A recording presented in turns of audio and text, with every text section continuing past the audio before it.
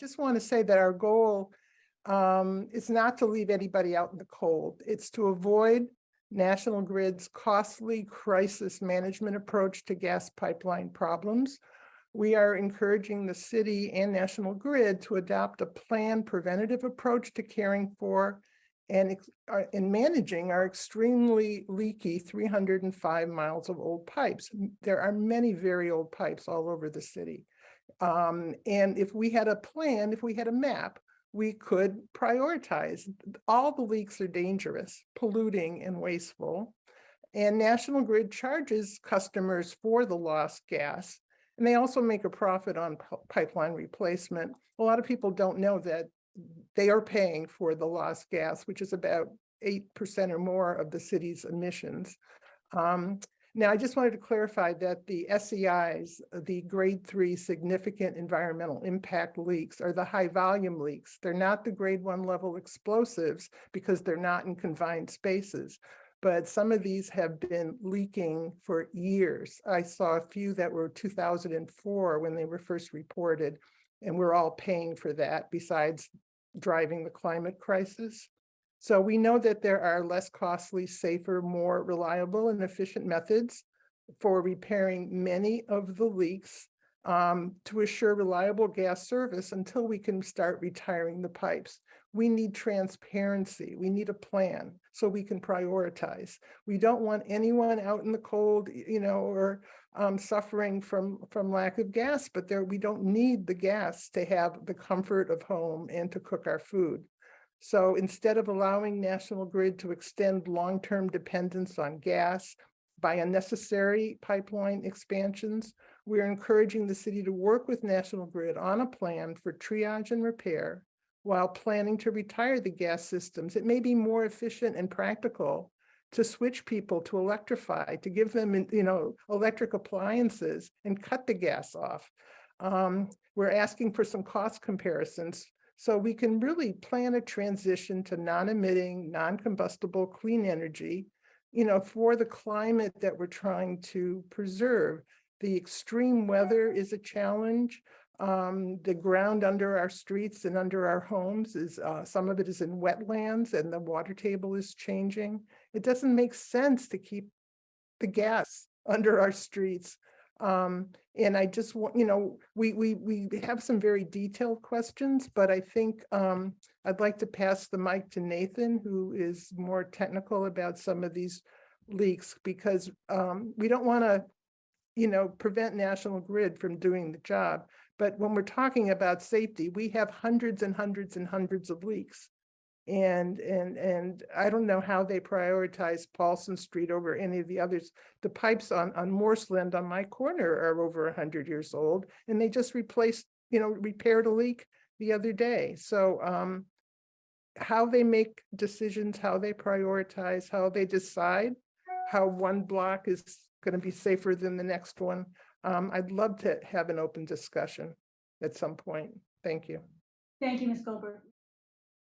Okay, I just really quickly, I just want people to look at the map behind us and see how many old pipes and how many leaks we have and how much that is costing people. We're paying for the lost gas. And I think I would love to see maybe a conditional request that we start now with a working group on gas leaks and get the kinds of answers, the cooperation with the answers we want to identify what is our gas system made of, how old is it, where should we be anticipating some of the necessary quick responses, and where can we legitimately try to work with the education of the community and our policymakers to get the transition in place. Let's be creative, use our imagination. There's funding, there's federal funding for heat pumps and retrofits and for alternatives. And we could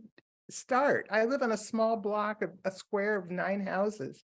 Wouldn't it be wonderful if we all could cooperate? And we have an 1898 pipe on Morseland. I mean, it would be a way to identify where the most likely low-hanging fruit for the transition could start, and it would be a cost savings. I think we should use these 2 projects that are going to that they're focusing on as an experiment to get the answers about cost and duration and problems, to begin to understand what we're paying for. And then to move forward and avoid as many of these emergencies as we can. There are so many high-risk areas. Every street on this map is a high-risk area, especially with the extreme weather we're dealing with as time goes on. So it would be a wonderful way of planning and exchanging information, but we need the transparency, we need the map, we need the history, we need the materiality of the system. And then we can work together to make sure we're all on the same page. Thank you. Thank you, Ms. Goldberg. That's a great idea with the working group. It has been raised before. And I was told that there's a working group at the state level as well. I don't know what that status is at all, but it's something to explore. But well, Newton is a poster child for leaks, and I think we could be the leading town of the state, if not New England, on really, doing the education, doing the communication, and doing the transparency. I mean, this is not new. We've been asking for this since before the Merrimack Valley explosion disaster. We've been working on this. I would love National Grid just to fix the safety, the turnoff valves. If you have a fire in your house and you're one of those people with a corroded or paved over gas turnoff valve, you're in trouble. And every time I see one of those, I wonder who's minding the store. We did address that at a prior meeting, and we did see some improvements with that, with the monitoring and making sure that they're open and available. But we can. No, they're not. I mean, I take pictures everywhere, and again, the communication that would be reassuring and educational could really make a difference in Newton. And it would be something that I think everybody could then make intelligent, informed choices about what the best individual solution is for a block or a neighborhood. Mr. McGonigal might not remember, but ever since Mothers Out Front came to town, we have been staging annual, rallies and gas leak tagging events. Some of you may have been at our first rally on the City Hall steps. I know we have some fabulous crowd pictures. We thought people were beginning to, be aware of how much the risk and the loss and the pollution was costing us as a city. And we've tried every year to, broaden our reach and help people. We had a wonderful exhibit at the library last March to help people stretch their imagination around the clean energy that we're advocating for. And we've been asking the city for more information for years and have basically not had the information that we hope to get, so we could be, very informed, pro-social, pro-community partners. And I'm part of the 21 or 25 town multi-town gas leaks initiative. And many, many towns have had that similar frustration with lack of transparency, lack of information.